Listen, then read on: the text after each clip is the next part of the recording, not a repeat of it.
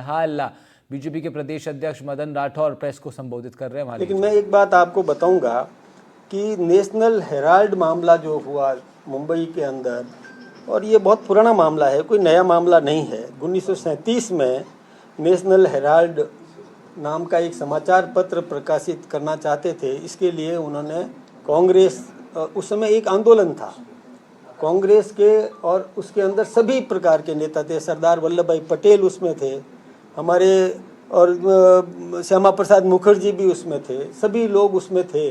और national Herald नाम का एक समाचार पत्र प्रकाशित करना चाहते थे, और उस समय उसके 5000 शेयर होल्डर थे। और इसमें स्वतंत्रता सेनानियों का पैसा था, उन्होंने पैसा दिया था। ये कंपनी जब बन रही थी तो सरदार पटेल ने भी कहा था कि देखिए आप धन संग्रह कर रहे हैं, ये जनता का पैसा अपन ले करके और इसमें लगा रहे हैं, ठीक बात नहीं है। थोड़ा ऐतराज़ भी हुआ था। चंद्रभानु गुप्त जो उत्तर प्रदेश के पूर्व मुख्यमंत्री थे, उन्होंने भी धन इकट्ठा किया था, और सारी ये प्रॉपर्टी जो है वो स्वतंत्रता सेनानियों की थी, और उस संपत्ति को इन्होंने खानदानी संपत्ति मान लिया। ये ठीक बात नहीं है। उन्होंने क्या किया कि 2008 में नेशनल हेराल्ड का पब्लिकेशन जब बंद हो गया तो केवल 90 करोड़ रुपया कांग्रेस ने उसमें लगाया था। लेकिन वो भी एक राजनीतिक दल था, कांग्रेस का मतलब कोई व्यक्ति नहीं था, एक राजनीतिक दल था। और ये कोई प्राइवेट व्यक्ति को, किसी व्यक्ति विशेष को ये दे नहीं सकती थी। लेकिन नियमों का उल्लंघन किया गया उस समय भी। जब नेशनल हेराल्ड की कंपनी एसोसिएट जनरल लोन नहीं चुका पाई तो कॉरपोरेट षड्यंत्र करके परिवार के पास संपत्ति आ जाए, इसके लिए उन्होंने यंग इंडिया नाम की कंपनी बनाई। इस कंपनी में 38% शेयर तो सोनिया गांधी के, 38% शेयर राहुल गांधी जी के पास रखे गए, और शेष शेयर मोतीलाल वोरा जी, ऑस्कर फर्नांडीज जैसे लोगों के पास में थे। इस कंपनी के नाम 90 करोड़ की इक्विटी शेयर ट्रांसफ़र कर दिए गए केवल 50 लाख रुपए में। यानी जो इतनी यानी करोड़ों की संपत्ति केवल 50 लाख रुपए में वो शेयर ट्रांसफ़र कर दिए। जिस कंपनी को ये शेयर दिए गए उस कंपनी में 76% की भागीदारी, यानी 38 तो सोनिया जी की और 38 राहुल जी की, यानी केवल इन माँ बेटों की ही थी। और इनकी संपत्ति कहाँ कहाँ है? दिल्ली में है, मुंबई में है, लखनऊ में है, भोपाल में है। हजारों करोड़ों की प्रॉपर्टी थी, वो भी यंग इंडिया के नाम ट्रांसफ़र कर दी गई, और 90 करोड़ रुपए जो कांग्रेस ने दिए वह राइट ऑफ कर दिए। ये एक बड़ा षड्यंत्र था।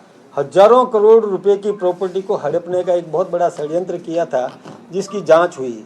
यंग इंडिया चैरिटेबल ट्रस्ट के जो काम जो है बताया गया कि ये क्या काम करती है, क्या काम किया, ये आज तक किसी को पता ही नहीं है, मालूम ही नहीं है कि यंग इंडिया नाम जरूर सुना, समाचार पत्रों में प्रकाशित होता रहा। ईडी ने मोतीलाल वोरा, पवन बंसल, सोनिया गांधी, राहुल गांधी सबसे बुलाकर पूछा, लेकिन कोई जवाब देने की स्थिति में नहीं था, किसी के पास कोई जवाब नहीं था।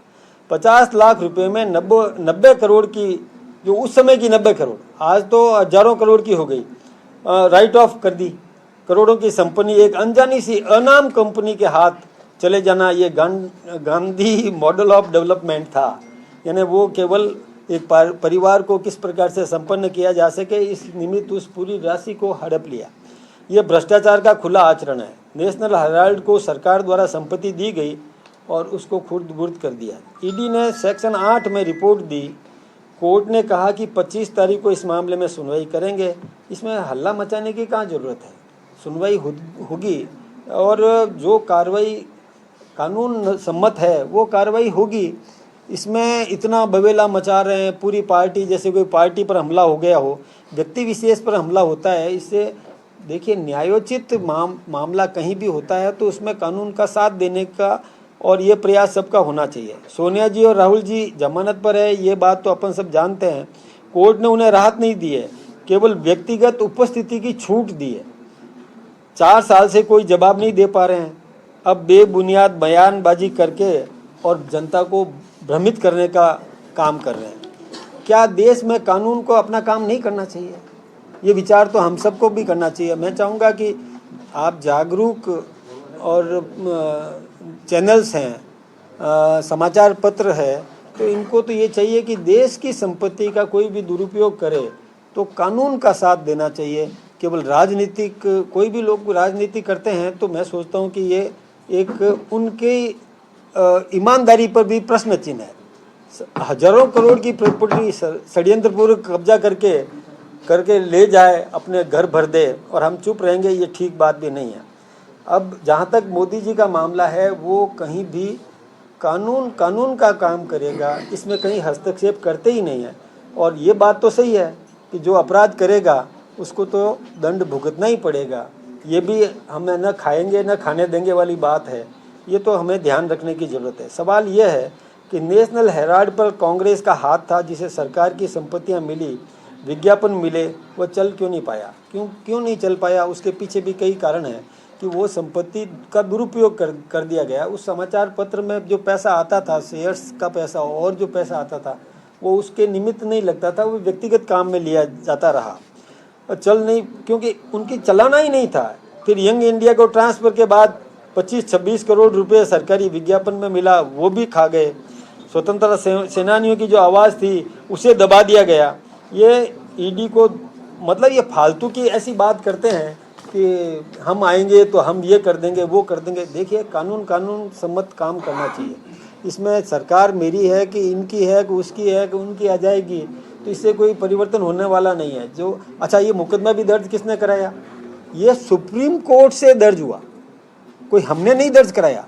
और ये आज की बात है भी नहीं, ये बात उस समय की है जब कांग्रेस के ही हमारे देश में प्रधानमंत्री थे। उस समय ये मुकदमा दर्ज हुआ, सुप्रीम कोर्ट में दर्ज हुआ, जिसकी जांच हुई। तो ये कोई बीजेपी ने तो मुकदमा दर्ज नहीं कराया था ईडी के पास। जब कांग्रेस के राज में सुप्रीम कोर्ट ने जो मुकदमा दर्ज कराया, उस पर जांच चल रही है और उसमें बवेला मचा रहे हैं कि इसमें हमें परेशान किया जा रहा है। कौन परेशान कर रहा है? आज समाचार पत्रों में भी आया है, कांग्रेस के नेता भी बढ़ चढ़ करके इस प्रकार की बयानबाजी कर रहे हैं। मैं सोचता हूँ कि ये ठीक बात नहीं है। उनको सबको कानून का काम करेगा, इसमें धैर्य से बैठना चाहिए और जो जवाब देना है दो ना। ईडी के सामने जब ईडी बुलाती है, कोई भी पूछताछ के लिए बुलाती है, आज भी वाड्रा जी को बुलाया, जवाब देंगे तो सत्य सामने आ जाएगा। जब जवाब है ही